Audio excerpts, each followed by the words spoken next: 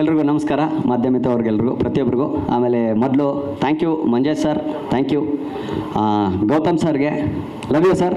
Cricket ಅಂದ್ರೆ ತುಂಬ ಇಷ್ಟ ನನಗೆ. ಸುನಿ ಸರ್, ಥ್ಯಾಂಕ್ ಯು ಬಂದಿದ್ದಕ್ಕೆ. ಓಕೆ, ಎಲ್ರಿಗೂ ಏನು ಮಾತಾಡೋಕ್ಕೆ ಇಷ್ಟಪಡ್ತೀನಿ ಅಂದರೆ, ಕ್ರಿಕೆಟ್ ಬಂದಾಗ ಈಗ ಶುಗರು ಬಿ ಪಿ ಅಂತ ಬರುತ್ತೆ. ನಮ್ಮ ಮನೆ ಒಳಗಡೆ ಕ್ರಿಕೆಟ್ ನೋಡೋಕೆ ಬಿಡಲ್ಲ, ನಮ್ಮಮ್ಮ ಸೀರಿಯಲ್ ನೋಡ್ಕೊಂಡು ಕೂತ್ಕೋತಾರೆ. ನಮಗೆ ಕ್ರಿಕೆಟ್ ಬೇಕು, ಏನು ಮಾಡೋಣ, ಕ್ರಿಕೆಟ್ ನೋಡೋಕೆ ಬಿಡಲ್ಲ, ಸೀರಿಯಲ್ ನೋಡ್ಕೊಂಡು ಕೂತ್ಕೊಂಡ್ಬಿಡ್ತಾರೆ. ಅದು ನಮಗೆ ತಲೆ ಒಳ್ಳೆ ರಬ್ಬರ್ ಬ್ಯಾಂಡ್ ಹೇಳ್ದಂಗೆ ಹೇಳ್ಕೊಂಡು ಕೂತ್ಕೋತಾರೆ. ಅದು ನಮಗೆ ಸೆಟ್ ಆಗಲ್ಲ. ಅಡ್ವರ್ಟೈಸ್ಮೆಂಟ್ ಬಂದಾಗ ನೀನು ಕ್ರಿಕೆಟ್ ನೋಡು ಅಂತಾರೆ. ಈ ಕ್ರಿಕೆಟ್ ಬಂದಾಗ ಇದೆ ನಮಗೆಲ್ಲ ಜ್ಞಾಪಕ ಬರೋದು. ಬಟ್ ಟೆನ್ಷನ್ ತುಂಬ ಇರುತ್ತೆ. ಕ್ರಿಕೆಟ್ ಅಂದರೆ ನನಗೆ ತುಂಬ ಇಷ್ಟ. ಆಮೇಲೆ ಈ ಶೂಟಿಂಗ್ ಹೋದಾಗ ನಾವು ಬಾಲಿಂಗ್ ಎಲ್ಲ ಕಲ್ತುಬಿಟ್ಟಿದ್ದೀವಿ ಆಲ್ಮೋಸ್ಟು. ಸೊ ಗ್ರೌಂಡ್ಗೆಲ್ಲ ಕರ್ಕೊಂಡೋಗಿದ್ರು. ಆಮೇಲೆ ಪ್ರತಿಯೊಬ್ಬರಿಗೂ ಹೀರೋ ಆಗಲಿ, ವಿಲನ್ ಕ್ಯಾರೆಕ್ಟರ್ ಮಾಡಿರೋರಾಗಲಿ, ಆಮೇಲೆ ನಮ್ಮ ಕ್ಯಾಮ್ರಾಮನ್ ಸರ್ ಆಗಲಿ, ಆಮೇಲೆ ನಮ್ಮ ಮಂಜೇಶ್ ಅವ್ರು ಐಸ್ ಕ್ರೀಮ್ ಎಲ್ಲ ಕೊಡಿಸ್ತಾ ಇದ್ರು ನಮಗೆ ಶೂಟಿಂಗಲ್ಲಿ. ಸೊ ಫ್ಯಾಮಿಲಿ ಥರ ಇದ್ವಿ, ತುಂಬ ಚೆನ್ನಾಗಿ ಎಂಜಾಯ್ ಮಾಡಿದ್ವಿ ಸಿನಿಮಾದಲ್ಲಿ. ಯಾವ ಡೇಟು ಏನು ಮಿಸ್ ಆಗ್ದಂಗೆ, ಯಾವುದೋ ಗಲಾಟೆ ಆಗ್ದಂಗೆ ಒಳ್ಳೆ ಮದುವೆ ಮನೆ ಥರ ಇತ್ತು ನಮ್ಮ ಸಿನಿಮಾ. ತುಂಬ ಚೆನ್ನಾಗಿತ್ತು, ಎಂಜಾಯ್ ಮಾಡಿದ್ದೀವಿ. ನಿಮ್ಮ ಸಪೋರ್ಟ್ ಮಾಡಿ ದಯವಿಟ್ಟು. ಈಗ ಅವ್ರು ಹೇಳ್ದಂಗೆ ಪ್ರತಿಯೊಬ್ಬರಿಗೂ ದಯವಿಟ್ಟು ಕಲಾವಿದರಿಗೆ ಅವಕಾಶ ಕೊಡಿ. ಒಬ್ಬರನ್ನೇ ಹಾಕ್ಕೊಂಡು ನೀವು ರಬ್ಬರ್ ಥರ ಉಜ್ಜಬೇಡಿ. ಎಮ್ರಿ ಪೇಪರು ಇದ್ದಂಗೆ ಅದನ್ನೇ ಇಟ್ಕೊಂಡು ಮಾಡಬೇಡಿ, ಓಕೆನಾ? ಸೊ ನೋಡಿ, ಕಾರ್ ರಿಪೇರ್ ಆಯ್ತು ಅಂದರೆ ನಾವು ಒಂದೇ ಗ್ಯಾರೇಜ್ ನಂಬ್ಕೊಂಡಿರೋಕ್ಕಾಗಲ್ಲ, ಇನ್ನೊಂದು ಗ್ಯಾರೇಜ್ಗೆ ಹೋಗಬೇಕಾಗತ್ತೆ. ಹಾಗೆ ನಾವು ಕಲಾವಿದರು, ಪ್ರತಿಯೊಬ್ಬರು ಕಲಾವಿದರನ್ನ ಉಪಯೋಗಿಸ್ಕೊಳ್ಳಿ. ನಾವು ನಮ್ಮನ್ನೇ ಉಪಯೋಗಿಸ್ಕೋಬೇಕು ಅಂತ ನಾವು ಯಾವತ್ತೂ ಹೇಳಲ್ಲ, ಕರೆಕ್ಟ್ ಅಲ್ವಾ? ಹಳೆ ಕಲಾವಿದರು ಅವ್ರು ನೋಡಿ ನಾವು ಬೆಳೆದಿದ್ದೀವಿ, ಅವ್ರನ್ನೇ ನಾವು ಮರ್ತು ಬಿಟ್ರೆ ಹಂಗೆ ತಂದೆ ತಾಯಿನ ಮರೆಯೋಕ್ಕಾಗತ್ತೆ ಯಾರಾದರೂ?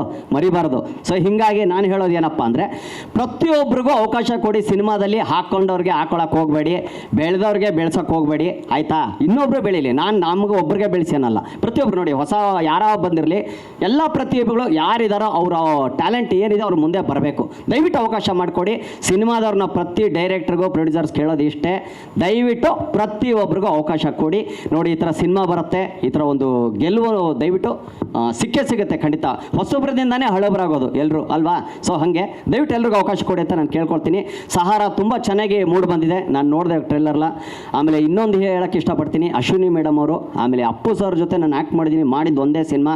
ಅವ್ರನ್ನ ಯಾವತ್ತೂ ನಾನು ಮರೆಯೋಕ್ಕಾಗಲ್ಲ. ನಾನು ಯಾರನ್ನ ಬೇಕಾದರೂ ಮರಿತೀನಿ ಪ್ರಪಂಚದಲ್ಲಿ, ನಮ್ಮ ಅಪ್ಪು ಅಣ್ಣನ ನಾನು ಮರೆಯೋದಿಲ್ಲ.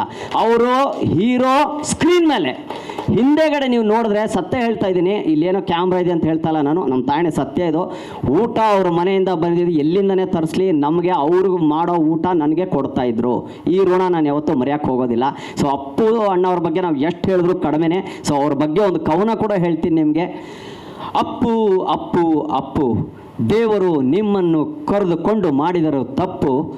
ಅಪ್ಪು ಅಪ್ಪು ಅಪ್ಪು, ದೇವರು ನಿಮ್ಮನ್ನು ಕರೆದುಕೊಂಡು ಮಾಡಿದರೆ ತಪ್ಪು.